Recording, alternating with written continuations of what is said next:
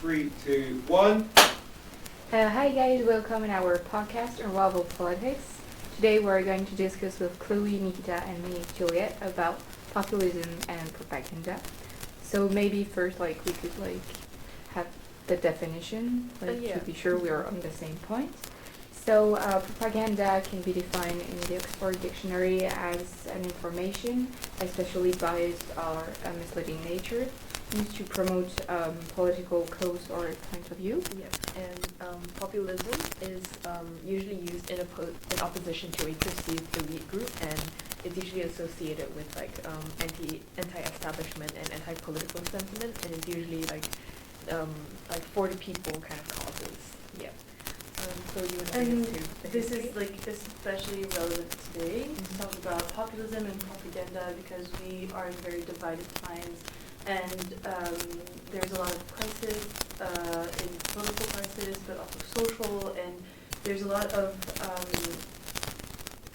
revolutionary and reform kind of ideology that is kind of going around, and that's really seen through populism. Yeah. And if we look at, for example, where these kind of topics come from, for example, propaganda doesn't really have a negative background because it comes from a committee of church officials that are for the propagation of faith in the 16th century, which was a biased opinion and something that was kind of biased, but wasn't necessarily very negative, but it really took on this negative narrative during the world wars and with the 20th century and conflicts and more governments using propaganda as a means to spread their ideology. Yeah, because it's true that now when we think about propaganda, the third thing that comes to our mind, I think it's the fact that it was used through for military, communism and everything.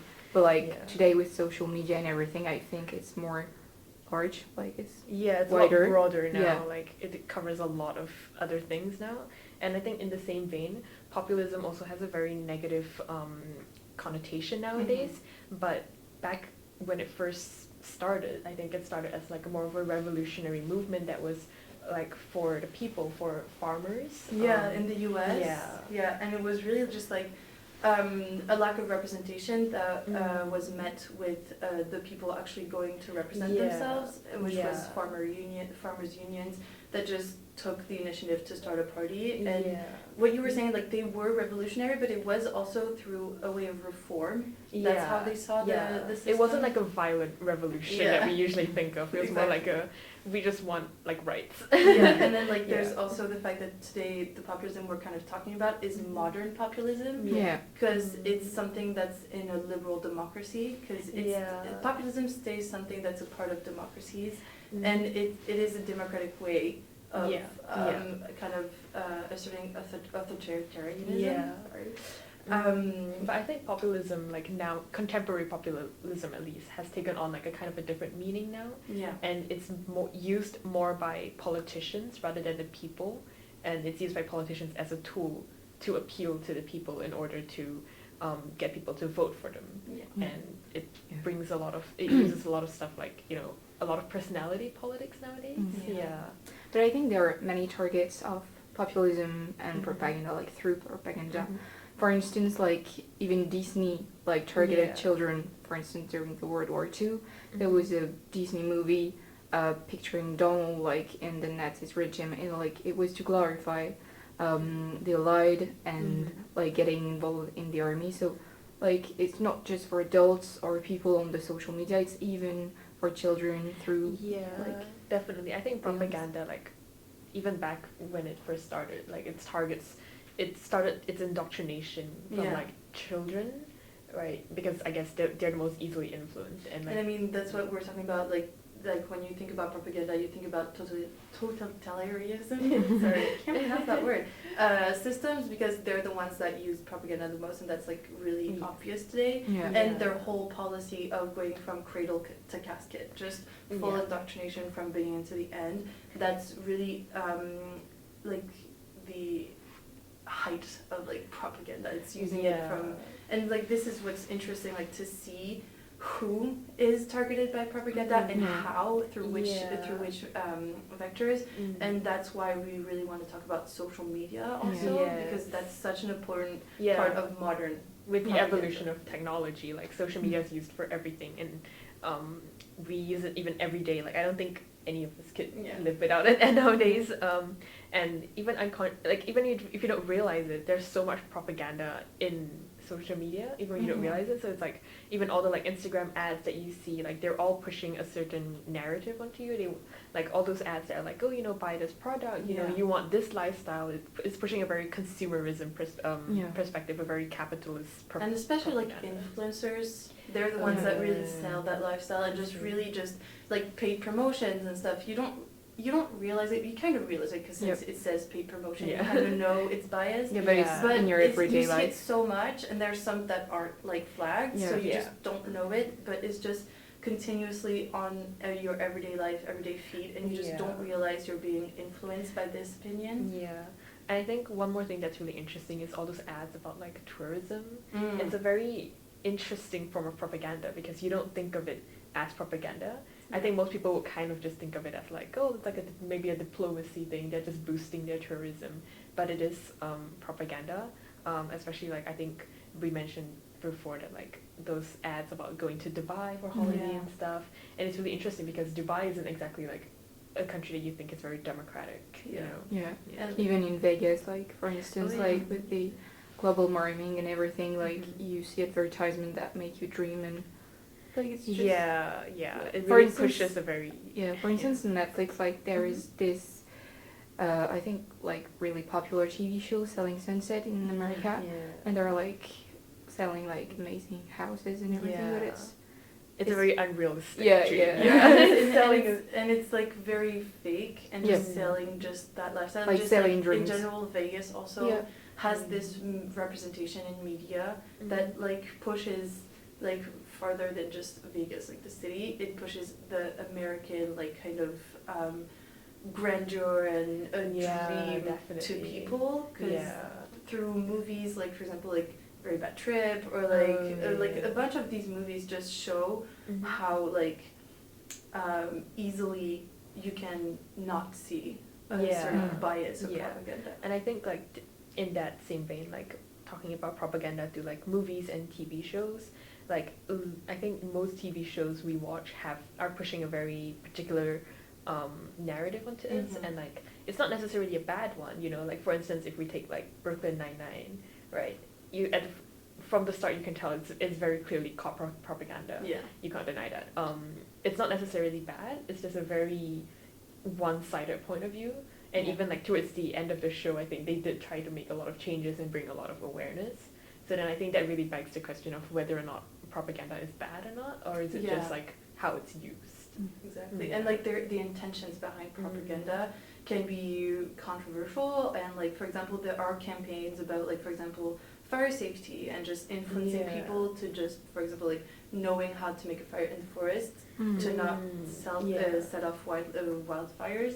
I mean, that's important, and it's something that is biased, but can be good, have a good intention, but there is intention behind propaganda. Definitely. Yeah, because I think like to go back on the link between propaganda and populism, there is something really important, that is the fact that this propaganda is also targeted to lower classes, because with the fact that populism is against establishment and elites and everything, it will target like lower classes. Yeah, and like lower middle classes people tend to be more susceptible to it because they get pushed this idea that these people are working for them, they want to represent them. And especially since they're the ones that have been betrayed so much by the system, and they are the ones that are like experiencing firsthand the problems and the inequalities in the system, they will look more to someone that's telling them, I'm going to fix this problem for you, this is what you're living, I know what you're living, and I am against the people that are making you live this. And like this is through the whole emotional discourse that populism uses, that's very important in its propaganda. It's the way how propaganda is used like to serve populism.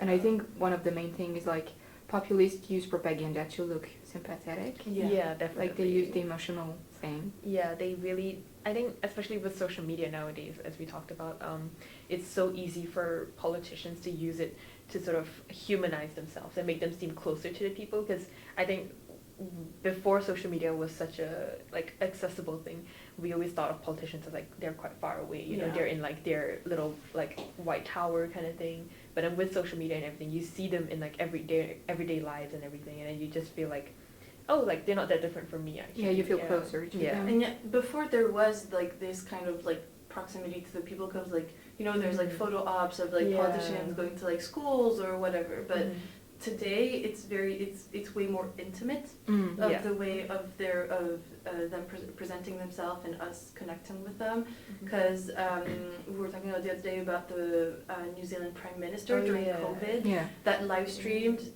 during COVID, and that just like really gave an insight to her personal life. Yeah, and I think it appealed to a lot of people, because when you see your prime minister, you know, they're stuck at home as well, and they're live streaming, and then you think like, oh, you know, we're all stuck at home together. Like it's not them. We're not the only ones suffering. Like they're suffering along with this, and then it kind of pulls you closer to them, and the line between like the whole like leader and people becomes a bit blurred. Yeah, and especially you can see that with AOC in America. Like she's a congresswoman that really during COVID used like her connections to the younger generation, and like she played, for example, like Among Us with young people online, and like it was streamed and everything, and like that just showed how she connected with people, and how she's one of the people, and she's not like the other congressmen that are just the old system of cis white guys just being in Congress. And I mean, it is like a valid point, because she is representing people, but it is also a form of like saying, I am not like others, and I will represent you. And like that kind of goes into the populism agenda. I think another interesting topic we can talk about in terms of like propaganda is the Olympic Games. Yeah, like technically speaking, their whole slogan is that they're not political, right? And but they're so neutral. But is it really? You know, I think there's been a lot of instances where, like even nowadays, like when you think of Olympics, can you really think of it as a very neutral event? You know? Yeah, and like we saw that especially with like Juliette and I being French. Like we saw this during the opening ceremony. Summer Olympics. Like it was getting really popular. We have a French singers, Aya Nakamura, that made a song, and everyone was like, oh my god, she's so cool, she's amazing, even if the far right was like really mad at it because she's a black woman. And so our president kind of used this buzz like to pretend he was behind this, and like he was the one highlighting a black woman, whereas he was not. So he posted on Twitter like, look what we've done, like it's so amazing that a black woman is singing at an opening ceremony, but it was just a tool, like to look more sympathetic to especially since he's the one that kind of started the debate about like whether or not she should be singing, and also about he kind of said this opening ceremony was not a representation of France, because there was like a throuple in the ceremony, and there was a lot of queer representation. But he did use that specific moment of her in the Olympics as like political gain. So then it's like a very good example of how like the Olympics may be non-political in its stance, but it's very much used as a political tool for politicians like own agendas and stuff. And like their own agendas like on, and it's once again linked to social media, because they use tweets to like, kind of show that, and then also like using the Olympics kind of makes it shows like soft power, like the French soft power, and that also goes through, for example, Macron did the same thing with McFly and Carlito, who are two YouTubers, very big YouTubers in France, and he did a video with them about anecdotes and like which are true, which aren't, and that just showed even more his like true personality and how he connects to younger people, and just like this is always in just the narrative, just charismatic leader trying to look more sympathetic, more that can relate to people, and just for their own political gain, but it's kind of like manipulating people. And you don't even realize that it's propaganda, because you just think like, I'm watching the opening ceremony of the Olympic Games, or just a video of your favorite YouTubers, like, but in a way, like, there is a political message behind, so it's such propaganda. It was like really debated in France. I think there was also another French politician that's like really common with like young kids, right? Jordan Bardella, so he's from the far right. And he kind of became a sex symbol in France. Oh, interesting. Like young women. because he used lots of TikToks and everything to get more popular, and this really worked because for the European election he won. They won, and then like there was also. Was he really a really highly qualified politician though? That's the thing though, that's what's interesting, because he also uses his position as somebody that didn't really go to university or anything. So against the and that came everything. from what we call in France banlieue, which are suburbs that are usually stereotypically said to be like drugs and like dangerous.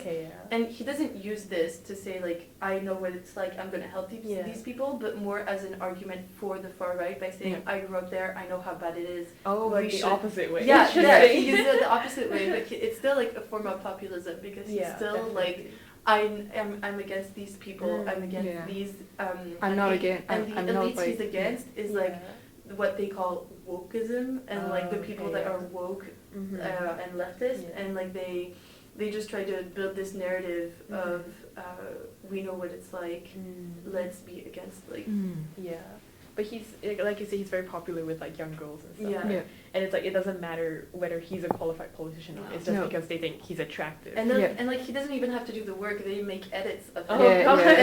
And then the left retaliated and also made edits of other politicians, which I think is very interesting, because we're always talking about far right or something, but populism is not just right or left. It's any kind of political actor that just uses the people as and I think it's very much less about like how qualified you are as a politician or what you've achieved in your life, and very much just like what personality you are. Do people like you or not? It's like a who likes who kind of politics. And like that's like really represented, for example, by Trump. I think the best example of when you think about this is Trump. And like especially one of his like best tactics is using rhetorical speech and catchphrases, like taglines. You're fired. You're fired. MAGA is like his entire brand, and like it works. That's the thing though. Using merch, using these taglines, he gets to people. And it's like a really subtle way to like keep pushing his agenda, but he does it and it works. Because I think that the sentence "You're fired" like became really popular in his TV show before he was president. It was Apprentice, and after he used that in his political campaign and everything. So in a way, he used this TV show as a propaganda. Also. Definitely. And there is almost a religious aspect, like Trump is kind of their guru. They're like worshipping him. And like there's just this thing of like he can do no wrong. He's convicted. He's a convicted felon, and he is still elected. There's been so many cases of, I think, when he was like, oh, if I'm not elected as president, I'm gonna like escape from the country or something. Everyone was just fine with it. And there's just so much rhetoric that he uses, like he's going to put in jail opposition. He's going to take the military to the people and like try to oppress those that are against him.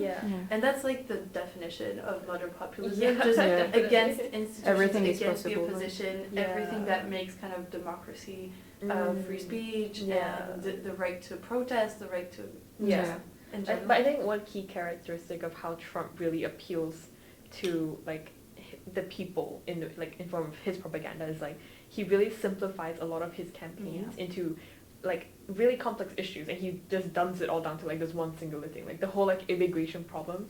It's so complex. There's so many different factors to it, but he simplified it all to like I'm gonna build a wall, and then people just went nuts for it. And I've done like an assignment in the past where I had to analyze his speeches and during his campaigning, and it was really interesting because when talking about immigrants and stuff, he's talking about aliens.